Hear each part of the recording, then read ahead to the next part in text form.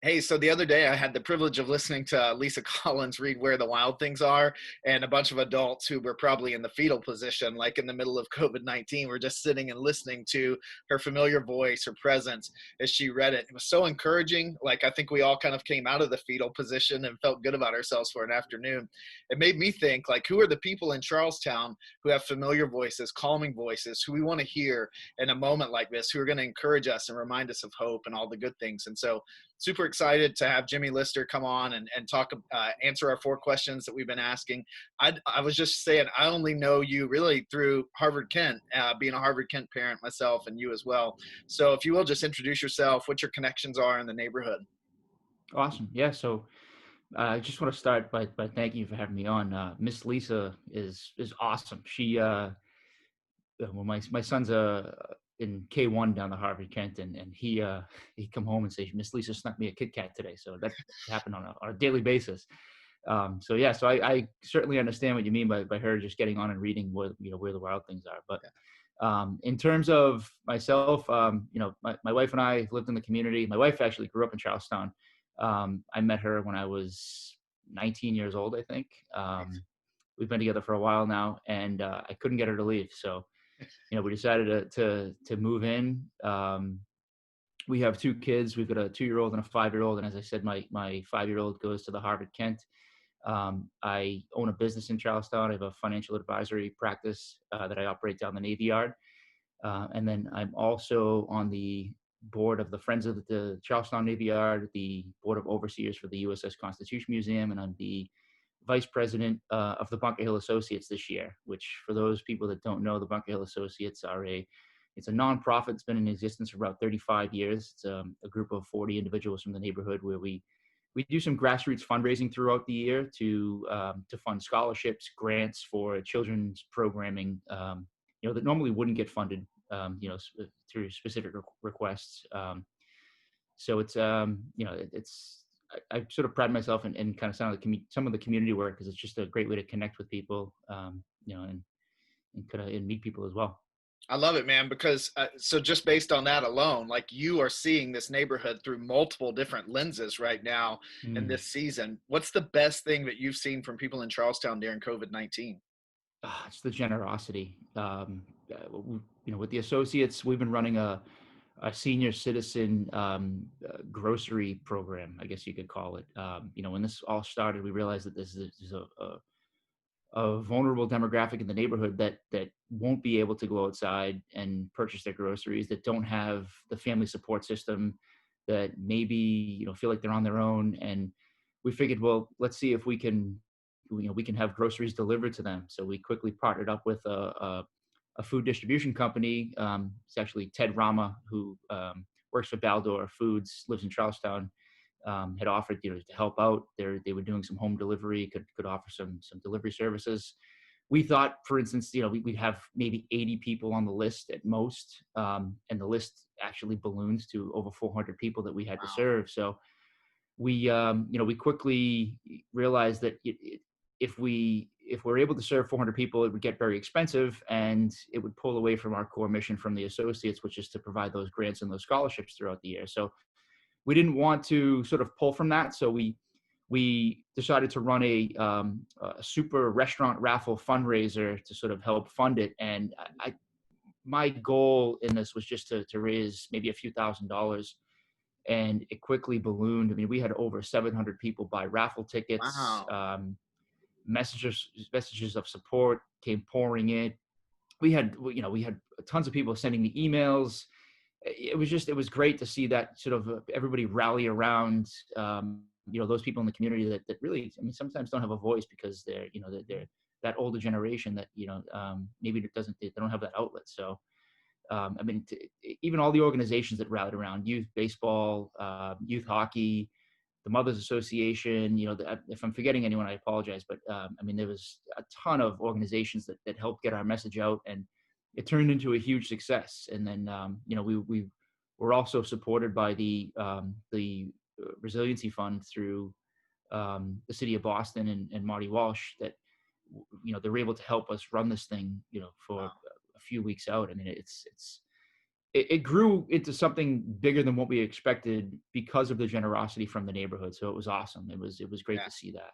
I love it. I love that about our neighborhood. Like if you envision something here, but then the need is here. And so rather than say, we're just going to serve here, it's like, no, we're going to figure this out. And Absolutely. people will come and meet the gap every time. Like that's a powerful, Absolutely. not many neighborhoods are like that. It's pretty incredible. Yeah, I mean, the sense of community is huge. I mean, that's something that my wife and I, why we chose to stay here and raise our kids here, is because it's the sense of community is just awesome. I mean, it's, Yeah. as my wife had always said, growing up, it was, your friends' parents seemed like your parents as well. Everybody helped kind of raise each other's kids and help out. And I think that, that's grown. And I mean, obviously the neighborhood has changed even, over the past 10, 15 years, but it's just, it's gotten, I think that sense of community just during this whole time is just strengthened as well. So Yeah. it's been awesome. What's one word of encouragement that you would have for people in Charlestown? If you could just say one word of encouragement to the community, what would it be? Oh, I think it's patience. Patience in a sense that this will end at some point. It will be over. We'll get on the other side of this. But then also patience for just have some patience with these businesses that are opening up. They're opening up with new rules, guidelines, and everyone's just trying to get acclimated to this. And I think if we have patience throughout all this, it just makes it a little bit easier. You take it one day at a time. Don't rush things. It eventually will end, and we'll be back to somewhat of a new normal, a Right. somewhat normal setting.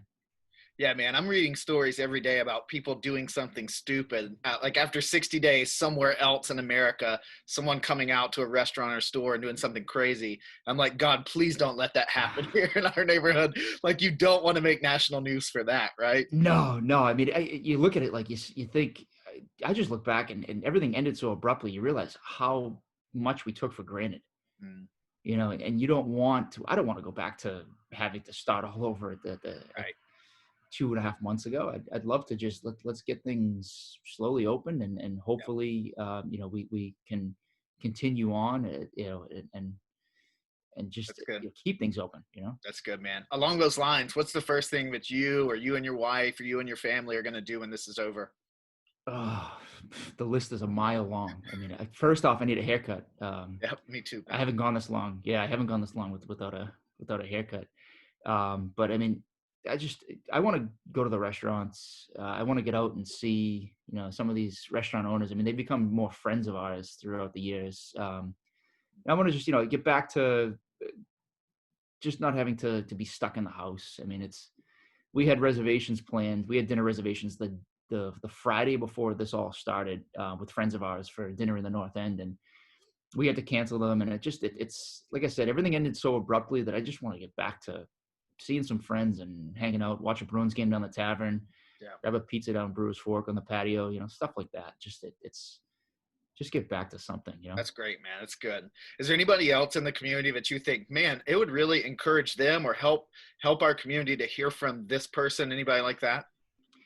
Yeah, I mean, to be honest with you, I think the Coonies, Michael and Carrie down at Brewers Fork, when we do takeout, I actually like going to pick up the food rather than having it delivered because you get to see their faces. You get to have like a conversation with them to see how things are going. And you know, there's so many things about a restaurant that just aside from the food, it's sort of the social aspect of seeing those people and familiar faces and Hmm. it's nice. We go down, we live pretty close to Brewers Fork. We walk down and I'll pick up the food and it's just nice to see Michael and Carrie. They have a smile on their face. It's got to be tough for them because, we were talking before, I said, it's almost like a factory now. They're just making food and shipping it out the door. I'm sure they want people to come back in and to entertain them. I think it'd be nice to speak with them. That's a good one. It's amazing, like whether it's Harvard Kent and a good school or the Warren Prescott or the Elliott, we just know the Harvard Kent, or a restaurant or like a little league or hockey or the associates, like they're not organizations or businesses, they're communities if they're done well. And that's what makes them attractive. And so Yeah. to be able to do the business or the thing, but not be able to do the community kind of rips apart some of the fabric of what it was and what the owner or the entrepreneur was who kind of started it. So, and that's a good word about that. I appreciate you sharing that. Any kind of Yeah, no final problem. word, final comments? I look forward to seeing everybody. You know, I look forward to just kind of being on the street and walking by, saying hello. I mean, hopefully, eventually, without masks on, you see a smile on someone's face. It's a little difficult to recognize some people with the mask and sunglasses on right now, but Yeah. I look forward to seeing everyone.